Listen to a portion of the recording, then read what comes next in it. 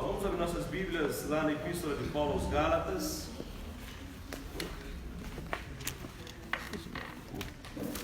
Nesta manhã nós damos continuidade ao tema iniciado no domingo passado e também encerraremos, se Deus permitir, até o versículo 15, Gálatas 5, 13 a 15. Na semana passada nós introduzimos esse texto, mostrando que a Igreja de Cristo, é muito importante entendermos isso, a Igreja de Cristo é livre para amar e não para praticar o pecado. É muito importante, irmãos, que nós tenhamos essa convicção, essa consciência que nós fomos libertos por Deus, nós fomos libertos do domínio, da escravidão do pecado, e libertos somos para amar e não para praticar o pecado. Vamos orar, após a oração leremos o texto e faremos a exposição do mesmo. Obrigado, Pai de amor, obrigado, Senhor, por estarmos juntos de novo nessa manhã, por iniciarmos uma nova semana em Tua presença, Senhor Deus. Ó Pai amado, que esse momento de culto ao Senhor seja agradável a Ti, que Tu possas receber, ó Pai amado, esse culto que a Ti dedicamos, e a palavra do Senhor fale aos nossos corações. Agradecemos, Senhor Deus, por podermos já entoar esses hinos que expressam a nossa fé na Tua palavra, e agora que possamos ouvir a Tua voz, compreendê-la e praticá-la, Senhor. Em nome de Jesus Cristo que oramos. Amém. Gálatas 5, 13 a 15, o apóstolo Paulo fala assim, olha na sua Bíblia, versículo 13, trabalhamos semana passada, hoje eu vou trabalhar o 14 e o 15. Paulo diz: irmãos, fostes chamados para a liberdade, não useis da liberdade como pretexto para a carne, antes sede servos uns dos outros pelo amor. Pois toda a lei se resume numa só ordenança, a saber, amarás ao próximo como a ti mesmo. E se mordeis e devorais uns aos outros, cuidado, para não vos destruirdes mutuamente. A liberdade cristã, irmãos, é uma verdade inegável, é uma condição real, é uma nova forma de vida para aquele que recebeu Jesus Cristo como único Senhor e Salvador. Nós já falamos isso, mais uma vez vamos repetir.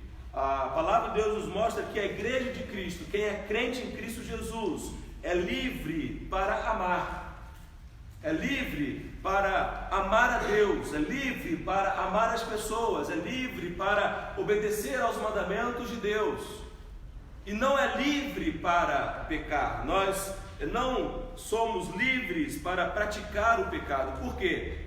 Pecador, escravizado, não somos mais. Em Cristo Jesus fomos libertos do domínio, da escravidão do pecado. Então podemos sim ter uma vida reta, uma vida santa, uma vida que agrade ao nosso Deus. O apóstolo Paulo, então, no versículo 13, semana passada, trabalhamos muito bem isso. Se você não ouviu a mensagem do passado, acesse ao nosso canal no YouTube da igreja, você pode ouvi-la novamente, e ali você vai ver o que tratamos já, mostrando que nós não devemos usar da liberdade que temos em Cristo Jesus como um pretexto para vivermos uma vida de pecados. Aí nós temos muitas vezes aquela desculpa, não é? Ah, pastor, mas a carne é fraca, não é? Ah, pastor, mas não tem como não pecar. Quantas vezes queremos justificar as nossas atitudes, pensamentos, os nossos sentimentos pecaminosos? O que precisamos ter convicção, irmãos, é que em Cristo Jesus Deus nos capacita, o Espírito de Deus que habita em nós nos capacita a vivermos uma vida santa e irrepreensível diante de Deus e diante das pessoas. Aí no versículo 3 ainda, na segunda parte, então ele fala antes, ou seja, ao invés de você se entregar a uma prática pecaminosa, Paulo está falando aos Gálatas, lembremos-nos do contexto de Gálatas. As igrejas na Galácia eram igrejas fundadas pelo apóstolo Paulo, igrejas que estavam sofrendo uma forte influência dos judaizantes que se infiltraram na igreja, pervertendo o evangelho de Cristo, dizendo que eles não eram salvos e eles precisavam circuncidar-se, precisavam cumprir o calendário judaico, a dieta judaica, guardar o dia de sábado, porque sem isso eles não eram participantes da comunidade, da aliança do povo de Deus, e só Jesus Cristo não era suficiente. Então eles precisavam fazer algo mais, e o apóstolo Paulo já mostrou que isso não é verdade. Então eles deveriam rejeitar os judaizantes, rejeitar aquela má influência dentro da igreja, expurgar da igreja e caminharem corretamente. Então, como que eles deveriam agir uns com os outros? Com aqueles que de fato criam na mesma fé, irmãos, isso é importante, naqueles que de fato seguiam a mesma doutrina, aqueles que de fato estavam crendo na suficiência de Cristo Jesus, a sua obra que é completa, é perfeita. Paulo está falando, olha, antes, vocês que creem na mesma doutrina, vocês que creem que a justificação é pela fé, vocês que creem que são aceitos por Deus, não por obras que vocês realizam, mas pela obra que Cristo Jesus já realizou. Então vocês, como crentes em Cristo Jesus, como devem agir uns com os outros? Como deve ser a atitude entre vocês? Olha aí, irmãos, versículo 13, no final, ele diz: sede servos uns dos outros pelo amor. Não se entregue à vida de pecados, não se entregue a uma vida de rebeldia, não se entregue a uma vida de erros, não queiram justificar seus erros, mas ao contrário disso, como crentes firmados numa só doutrina, sejam servos. E aqui a palavra servos remete à ideia, naquele contexto, de escravo, né? Então assim, coloque numa posição não de senhor sobre o outro, mas nós somos iguais. Na igreja de Jesus Cristo não há hierarquia. Jesus Cristo é o cabeça da igreja. Todos nós que somos membros do corpo de Cristo estamos no mesmo nível, no mesmo patamar, estamos na mesma condição. Então sejamos servos uns dos outros. Não queira assenhorar-se sobre o outro, não queira apoderar-se sobre o outro, não queira impor sobre o outro, mas que todos juntos, submissos à palavra de Deus, sejamos servos. E ele diz servos uns dos outros pelo amor. Então é o amor, esse amor de Deus sacrificial, esse amor de Deus que entregou de si, que nos amou a despeito do que somos. Nós devemos assim imitar ao nosso Deus, Jesus Cristo. E é por isso que no boletim de hoje, olha novamente na leitura bíblica alternada, nós colocamos aquilo que Paulo disse aos Efésios. É o mesmo princípio. Olha o Paulo falando aos Efésios: portanto, sede imitadores de quem? De quem? De Deus. Paulo diz: como filhos amados, e andai em amor como Cristo, que também nos amou, se entregou por nós a Deus, como oferta e sacrifício com aroma suave. Irmãos, é maravilhoso isso. Quando a igreja de Cristo Jesus compreende o que ela é, como tem que ser as nossas relações mútuas, como devemos agir uns com os outros, não existe na igreja uma postura de orgulho, de ofensa, não existe na igreja uma postura de um querer mandar e subjugar o outro, mas nós todos somos servos de Cristo e devemos servir uns aos outros. Não é bonito isso, irmãos? A igreja de Cristo Jesus, a família de Deus, o povo de Deus, tem que ser caracterizado por essas questões. E esse amor é o amor a qual Deus mostrou, e Deus provou, e Deus nos concedeu, e dele recebemos, e por meio dele amamos uns aos outros. Então, eis um ensino muito especial da palavra de Deus. Versículo 14, olha o versículo 14. Porque toda lei se resume numa só ordenança. E Paulo vai continuar explicando. E aí então Paulo vai mostrar que a lei de Deus, ela é boa. Enquanto que os judaizantes na Galácia queriam que a lei fosse cumprida, porque mediante a lei eles acreditavam que pelo seu cumprimento seriam salvos, mas Paulo mostra a incapacidade de cumprirmos a lei no que diz respeito a méritos para a salvação, mas ele está mostrando a lei de Deus é boa, a lei de Deus não pode ser por nós desprezada. Mas ele está mostrando para que a lei de Deus existe, o que ela serve, para que compreendamos. Então ele fala, porque a lei se resume numa só ordenança, a saber, qual que é? Amarás ao próximo como a ti mesmo. E aqui nos recordamos do Senhor Jesus, quando nos evangelhos, tanto em Mateus, Marcos, Lucas, e aí especialmente aqui em Marcos, quando chegam os líderes religiosos e perguntam qual é o maior mandamento, querendo provar Jesus, Jesus fala o quê? Amarás o Senhor teu Deus. O primeiro mandamento é este: amarás o Senhor teu Deus de todo o teu coração, de toda a tua alma, de toda a tua força, de todo o teu entendimento. E o segundo mandamento é: amarás o teu próximo como a ti mesmo. Amar o teu próximo, indistintamente de quem seja a pessoa. Nós, como membros do corpo de Cristo, precisamos amar uns aos outros como irmãos, mas também amar aqueles que estão perdidos. Então o apóstolo Paulo está falando que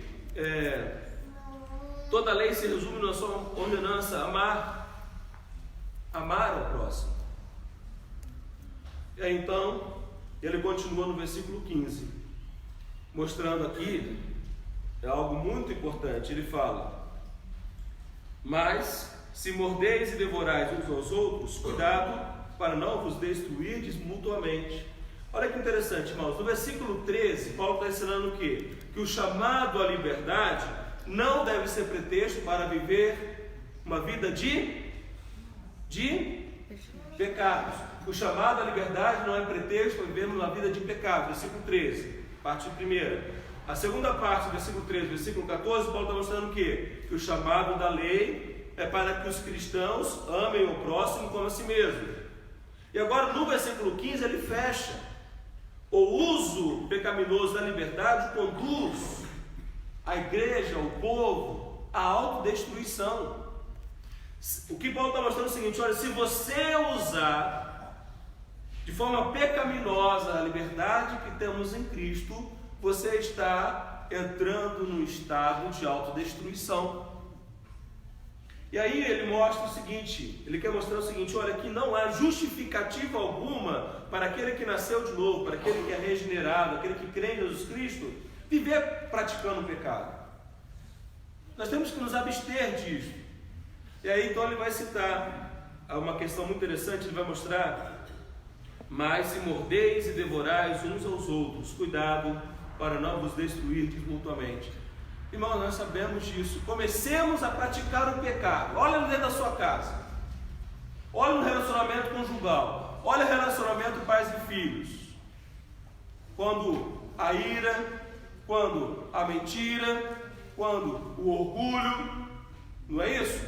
Quando a falta de perdão começa a imperar dentro das relações familiares, a família não começa a entrar em colapso? Nas crises familiares que nós vivenciamos, quando desobedecemos a palavra de Deus, não faz com que muitos casais busquem o divórcio? Não faz com que muitos filhos queiram fugir de casa? Por quê? Porque a vida pecaminosa marcada pelo pecado é uma vida marcada por autodestruição, por devorar o outro. E aqui o apóstolo Paulo está usando expressões muito fortes: não mordeis e devorais uns aos outros. É uma linguagem que o apóstolo Paulo está usando de realmente de marcas e dores profundas que levam à autodestruição. Vamos lembrar o seguinte, que Paulo já tinha falado aos Gálatas que eles deveriam ser severos contra os judaizantes. Paulo já tinha mostrado aos Gálatas que eles não poderiam tolerar falso ensino dentro da igreja. Paulo já tinha mostrado aos Gálatas que eles precisavam expulsar, tirar do meio deles aqueles que eram contrários à palavra de Deus. Paulo já mostrou que eles não deveriam viver em comunhão com aqueles que eram contrários ao Evangelho de Cristo. Não pode haver comunhão. Então, mas agora Paulo está mostrando que a relação entre aqueles que têm a mesma fé não pode ser igual à relação com aqueles que são hereges, apóstatas, aqueles que levam a igreja a caminhos de afastamento da sã doutrina. Então, o Paulo está mostrando o seguinte: olha, vocês não podem agir uns com os outros como vocês vão agir com os judaizantes. Como é importante isso, irmãos? Como é importante Paulo nos mostrar isso? Porque, todavia, agora ele muda o foco de sua fala, não se dirigindo mais aos opositores do Evangelho, mas agora ele está focado na vida das igrejas da Galácia. É aquilo que eu também falei semana passada. Uma coisa, o apóstolo Paulo tem essa estrutura, como ele escreve. Primeiro ele trabalha teologicamente o tema, os assuntos. Ele traz uma reflexão teológica, bíblica profunda. Depois ele traz a prática dessa doutrina. Ele traz doutrina e prática. São duas coisas que nós nunca podemos abrir mão como crentes em Cristo Jesus. Temos a sã doutrina e temos uma santa prática. Então é uma ortodoxia e uma ortopraxia. Nós nunca podemos negligenciar esses dois aspectos da vida cristã: doutrina correta, prática correta. Porque a doutrina correta nos permite ter uma prática correta. E aí muitas das vezes não nos atentamos à doutrina correta e assumimos várias práticas que são erradas. Isso já aconteceu na minha vida. Então precisamos estar atentos a isso. E Paulo está mostrando que entre eles, como verdadeiros irmãos em Cristo, eles não deveriam agir do mesmo modo como agiriam com os judaizantes. Com os judaizantes eles seriam severos. Com os judaizantes eles haveriam de expulsá-los de dentro da igreja. Mas uns com os outros não poderiam agir assim. Uns com os outros, com aqueles que creem em Jesus Cristo, eles precisariam ser servos uns dos outros. Eles precisariam caminhar uns com os outros. E aí ele mostra isso porque a unidade da igreja depende da observância da palavra de Deus. Que nós possamos, irmãos e irmãs, compreender essa verdade, vivemos conforme a palavra de Deus nos mostra, porque nós fomos chamados à liberdade. Nós temos liberdade em Cristo Jesus. Liberdade do quê? Da escravidão, do pecado. Não é? Em Cristo Jesus nós somos aceitos por Deus, fomos feitos filhos de Deus, fomos adotados por Deus, fomos regenerados por Deus, e como novas criaturas vivamos para a glória de Deus, segundo a palavra de Deus. Como a grande ideia tem sido falado mais uma vez, a igreja de Cristo é livre para amar. E aí você pensa, livre para amar e não para praticar o pecado. Como que é essa realidade dentro das nossas vidas em casa? Quando uma família ela está fundamentada nessa verdade da palavra de Deus, ela é conduzida na palavra de Deus, ela experimenta as bênçãos celestiais que já temos em Cristo Jesus. Mas se ela se afasta da palavra de Deus, ela entra em colapso, ela entra em estado de autodegeneração, de autodestruição. E então, amados irmãos e irmãs, sabemos que esse é o único caminho pelo qual precisamos caminhar. Amém? Vamos orar? Eu quero convidar os irmãos a colocar-se em pé. Vamos orar ao nosso Deus.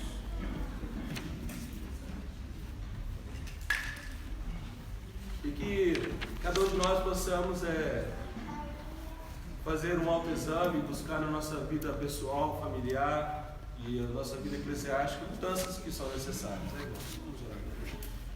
Obrigado, Pai, por estarmos juntos mais uma vez. Obrigado, Senhor, pela palavra do Senhor. Que a coloquemos em prática no nosso dia, que sejamos, ó Pai, uma igreja, um povo, uma família verdadeiramente, ó Pai, que desfruta das benesses de sermos livres em Cristo Jesus. Ó Pai, vemos uma vida que agrade ao Senhor, uma vida de unidade como o corpo de Cristo. Ó Pai, para o louvor da Tua glória. Assim nós oramos e agradecemos. Em nome de Jesus. Amém. Amém, irmãos. Boa escola bíblica.